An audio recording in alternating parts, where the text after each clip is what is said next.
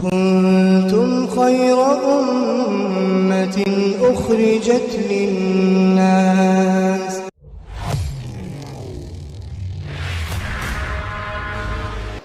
اخلاق، معاملات، یہ تو بہت اہم چیز ہیں۔ یہ جو چوتھی صفت بتائی جاتی ہے کہ اکرام مسلم، تو ہمیں تمام بھائیوں کا اکرام کرنا ہے، بڑے چھوٹوں کی فکر کریں، یہ ہم سے چھوٹے ہیں ان کے ساتھ شفقت کا معاملہ کریں، اور چھوٹے بڑوں کی فکر کریں کہ یہ ہم سے بڑے ہیں تو ان کے ساتھ عزت کا معاملہ کریں۔ آج ہم لوگوں کی زندگی سے یہ جو اکرام تھا، اکرام نکل گیا، ایثار نکل گیا، تو جس کی وجہ سے آج ہر آدمی اپنے فائدے کی سوچ رہا ہے، جبکہ اللہ کے نبی صلی اللہ علیہ وسلم نے جو تعلیم دی تھی وہ اپنے فائدے کے لیے نہیں بلکہ ایثار کی دی تھی کہ اپنے بھائی کا فائدہ سوچو، تمہارا بھی کبھی نقصان نہیں ہوگا۔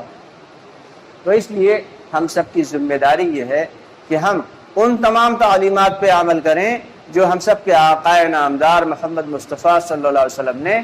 صحابہ کرام کو اور پوری امت کو تعلیم فرمائی۔ دوستو، آگے بڑھنے سے پہلے ہمارے چینل کو سبسکرائب ضرور کر لیں اور ہماری ویڈیوز کو زیادہ سے زیادہ لوگوں تک شیئر کریں۔ فرمائی ان تمام تعلیمات پہ عمل کرنا، صرف مسجد میں بیٹھ کے اللہ کرنے سے کام نہیں چلنے والا، بلکہ ہمیں ڈھونڈیں، اپنے آس پاس نگاہ ڈالیں کہ ہمارا کوئی بھائی پریشان حال تو نہیں، کہ ہمارے یہاں تو گوشت بن رہا ہے، ہمارے پڑوس میں کوئی گھر ایسا تو نہیں جس کے یہاں چولہا نہ جلا ہو، ہمارے رشتہ داری میں دور دراز گاؤں میں کوئی بیمار تو نہیں جس کے یہاں علاج کے لیے پیسے نہ ہو، کوئی ایسا تو نہیں کہ جس کی جوان بیٹی بیٹھی ہے اور اس کی شادی کے لیے کوئی نظم نہیں۔ تو ہم سب کی ذمہ داری یہ ہے کہ نگاہ دوڑائیں، ایسے لوگوں کی باقاعدگی سے جا کے مدد کریں، اور ایسے مدد کریں کہ اس کی عزت نفس کو نقصان نہ پہنچے، اسے بے عزتی محسوس نہ ہو، بلکہ اپنی ذمہ داری سمجھ کے تو اس لیے ہم جب تک ہم لوگ جو ہے اکرام ایثار پر نہیں آئیں گے تب تک جو ہے وہ امت میں آپس میں اتحاد، اتفاق اور پیار محبت اور اخوت اور بھائی چارگی یہ نہیں آ پائے گی۔ تو اس لیے سبھی کی ذمہ داری یہ ہے کہ ہم ان تمام تعلیمات کے اوپر بھی عمل کریں جو ہم سب کے آقا نامدار محمد مصطفیٰ صلی اللہ علیہ وسلم نے تعلیم فرمائی، اور اس کے علاوہ ہر عمل ہم صرف اللہ کی رضا کے لیے کریں۔ کوئی بھی عمل جو ہے وہ کس کے لیے؟ دکھاوے کے لیے نہ ہو۔ ایک بنی اسرائیل کے بزرگ تھے، ایک علاقے سے نکلے تو اس علاقے میں قحط پڑا ہوا تھا، ایک طرف دیکھا تو لمبا چوڑا پہاڑ تھا، تو ان صاحب نے کہا، دل میں خیال کیا، یا اللہ اگر میرے پاس اس پہاڑ کے برابر بھی سونا ہوتا تو میں ان لوگوں پہ خرچ کر دیتا اور قحط سے ان لوگوں کو نجات مل جاتی، حالانکہ ان کے پاس پھوٹی کوڑی بھی نہیں تھی۔ تو کیا ہوا؟ اللہ رب العالمین کی طرف سے انہیں جواب ملا کہ تم نے جو ارادہ کیا، نیک عمل کا ارادہ کیا، تو اس ارادے کی بنا پہ اللہ تعالیٰ نے تمہیں اس پہاڑ کے برابر سونا اللہ کے راستے میں خرچ کرنے کا ثواب عطا فرما دیا۔ تو یہ ہوتا ہے ارادے اور نیت کا معاملہ، نیت اور ارادہ، اور یہ تمام چیزوں پر بھاری کیا ہے؟ یہ تمام چیزیں فائدہ کب دیں گی؟ کہ نماز بھی کب فائدہ دے گی؟ جب دل میں ایمان ہوگا، اکرام بھی تب فائدہ دے گا جب دل میں ایمان ہوگا، اور اخلاص بھی تبھی فائدہ مند ہوگا جب دل میں ایمان ہوگا، اور ساتھ ہی ساتھ تمام نیک اعمال بھی تبھی فائدہ دیں گے جب دل میں ایمان ہوگا۔ اور ایمان کیا ہے؟ یہ ایک اللہ تعالیٰ سے ہونے کا یقین اور کسی سے کچھ بھی نہ ہونے کا یقین، کہ مارنے والی ذات اللہ، جلانے والی ذات اللہ ہے، کھلانے والی پلانے والی ذات اللہ ہے، نفع نقصان پہنچانے والی ذات اللہ ہے، ذلت دینے والی ذات اللہ ہے، عزت دینے والی ذات اللہ ہے، غرض یہ کہ ہر کام کو کرنے والی ذات جو ہے وہ اللہ ہے۔ بظاہر تو دنیا میں ہمیں دکھ رہا ہے کہ اسباب کے تحت سب کچھ چل رہا ہے، آدمی دکان پہ گیا کما کے لایا تو خود بھی کھایا بچوں کو کھلایا، لیکن وہ جو مل رہا ہے اسے رزق وہ اللہ کے حکم سے ہی مل رہا ہے، اور بالکل اسی طرح نفعت اللہ جس طرح اللہ تعالیٰ نے پہلے سے اس کی قسمت میں لکھ دیا۔ بظاہر تو یہ لگتا ہے کہ زمین سے غلہ اگ رہا ہے، حالانکہ جب زمین میں غلہ ڈالا جاتا ہے، جب زمین میں گیہوں یا دھان ڈالا جاتا ہے یا جو کچھ کسی بھی چیز کا بیج ڈالا جاتا ہے تو وہ بیج کیا ہوتا ہے؟ سڑ جاتا ہے، یعنی جو ڈالا وہ بھی برباد ہو گیا، سڑ گیا، گل گیا، لیکن پھر اللہ تعالیٰ اپنی قدرت دکھاتے ہیں اور اسی سڑے اور گلے بیج سے ایک دانے سے اللہ تعالیٰ ایک پودا تیار کرتے ہیں، اور اس پودے میں بالیں لگتی ہیں اور ہر بالے میں 70 دانے ہوتے ہیں۔ تو ایک بیج سے جو کہ سڑ گیا تھا، جو کہ گل گیا تھا، اس سے کتنی چیزیں ملی بھائی؟ سینکڑوں ہزاروں دانے اللہ تعالیٰ نے عطا کر دیے تھے۔ اب آدمی یہ سوچے کہ چلو یہ سب مل تو زمین سے رہا ہے، خواہ اتنی محنت کون کرے کہ پہلے جتائی کرو، پھر زمین پہ غلہ ڈالو،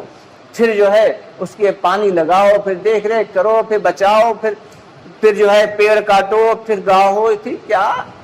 زمین میں سے تو آ رہا ہے غلہ، چلو زمین کھود کے اکٹھا نکال لیتے ہیں۔ تو بھائی زمین کھودیں گے تو کیا نکلے گا؟ مٹی ہی نکلے گی یا غلہ نکلے گا؟ کیوں بھائی؟ مٹی نکلے گی۔ تو اس سے کیا پتا چلا کہ زمین جو ہے وہ صرف ایک پردہ ہے، زمین جو ہے وہ اللہ تعالیٰ نے پردہ حائل کر دیا ہے، اس میں جو بیج جا رہا ہے اور بیج سے جو پودے نکل رہے ہیں اور ان پودوں سے جو بھی پھل نکل رہے ہیں یا جو بھی اناج نکل رہا ہے وہ سب کہاں سے آ رہا ہے؟ اللہ کے خزانوں سے آ رہا ہے۔ اس کا یقین زبان سے بھی ہو اور دل سے بھی ہو، پکا یقین۔ تو جب تک یہ یقین دل کے اندر نہیں ہوگا تب تک کیا ہے؟ کوئی بھی نیک عمل اللہ کے یہاں قابل قبول نہیں، کوئی بھی نیک عمل اللہ کے یہاں معافی دلانے والا نہیں، کہ چاہے ٹکڑے ٹکڑے کر دیے جائیں، چاہے نہیں ماننا ہے نہیں ماننا ہے نہیں ماننا، کہ پیدا کرنے والی ذات اور مارنے والی ذات اور کھلانے پلانے والی ذات اور تمام تر چیزوں کا مالک کون ہے؟ اللہ۔ جب یہ یقین ہمارے دلوں کے اندر آ جائے گا، ایسا یقین کہ جو کسی کے نکالنے سے نہ نکلے، یعنی چاہے جان رہے یا چلی جائے، لیکن یقین ہمارا اللہ کی ذات پر سے ذرہ برابر نہ پھسلے، اسی کو ایمان ہے۔ ایمان کیا ہے؟ کہ صرف اور صرف اللہ سے ہونے کا یقین، اور یہاں تک کہ فرشتے بھی کچھ نہیں کر سکتے، دنیا کے سارے فرشتے، سارے کے سارے انسان، سارے کے سارے جنات اور تمام تر مخلوقات، تقریباً 65 لاکھ مخلوقات ہیں، یہ ساری کی ساری مخلوقات اگر اللہ کے کسی فیصلے کو بدلنا چاہیں تو کبھی بدل نہیں سکتی، اور اگر اللہ تعالیٰ کوئی کام کرنا چاہیں تو سارے جنات، سارے انسان، سارے فرشتے اور تمام مخلوقات، چاند سورج ستارے سب مل کے اللہ کو کسی کام سے روکنا چاہیں تو روک نہیں سکتے۔ اسی کا نام یقین ہے اور اسی کا نام ایمان ہے۔ جب یہ ایمان دل کے اندر پختہ ہو جائے گا، یقین آ جائے گا کہ سب کچھ کر سکنے والی ذات اللہ کی ہے، تو پھر ہماری نمازیں بھی قابل قبول ہوں گی، پھر اللہ کے یہاں جو اکرام کی صفت ہے وہ بھی قابل قبول ہوگی، کہ پریشان حالوں کی مدد کرنا، رشتہ داروں پہ صلہ رحمی کرنا اور اقربا پروری کرنا۔ اقربا پروری بڑی اہم چیز ہے۔ اقربا پروری سے مراد یہ ہے کہ جو خاص رشتہ دار ہیں ان کے ساتھ بھلائی کا معاملہ کرنا، اور قطع رحمی بہت خطرناک چیز ہے، کہ جو رشتہ داری ہے اس رشتہ داری کو کاٹ دینا، توڑ دینا۔ یہاں تک فرمایا کہ بھلے تم سے کوئی اپنی رشتہ داری توڑنا چاہے، رشتہ توڑنا چاہے، پھر بھی تم اس سے رشتہ جوڑو، نہیں کچھ کر سکتے سلام تو کرو، آج جو امت میں آپس میں دلوں میں پھٹن ہے، اس کا ریزن یہی ہے، اس کی وجہ یہی ہے کہ ہم نے صلہ رحمی کرنا چھوڑ دی، ہم نے اپنے عزیزوں، پڑوسیوں، اپنے ساتھیوں، اپنے رشتہ داروں کے ساتھ معاملات صاف ستھرا اچھے معاملات کرنا چھوڑ دیے، اور کسی بھی پریشان حال آدمی کو دیکھو، کوئی غرض نہیں کہ وہ ہمارا بھائی ایمان والا ہے یا غیر ایمان والا، اس کے ساتھ اچھائی کا سلوک ہو۔ صحابہ کرام رضی اللہ تعالیٰ عنہم اجمعین کا معاملہ کیا تھا کہ وہ جو مشرکین کو لاتے تھے، اگر قیدی ہوتے تھے تو انہیں مسجد نبوی میں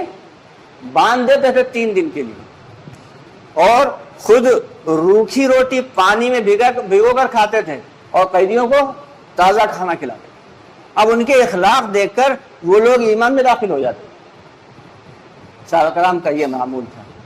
تو اس لیے ہم سب کی ذمہ داری ہے کہ ایمان کے ساتھ ساتھ یہ تمام صفات، یعنی نماز ہو وہ بھی ہماری اچھی ہو، خشوع و خضوع والی ہو، علم کے ساتھ ہو اور ذکر کے ساتھ ہو، اور ساتھ ہی ساتھ اکرام والی صفت ہمارے اندر پیدا ہو جائے، اخلاص والی صفت پیدا ہو جائے، اور یہ تمام صفات تبھی پیدا ہوں گی جب ہم اللہ کے راستے میں نکلیں گے، اپنی جان، اپنا مال، اپنا وقت لگائیں گے۔ انفروا خفافا وثقالا، کہ اللہ تعالیٰ فرماتے ہیں کہ ہلکے ہو یا بھاری، ہر حال میں اللہ کے راستے میں نکلو، کہ جب پریشان حالی ہے تب بھی نکلنا ہے،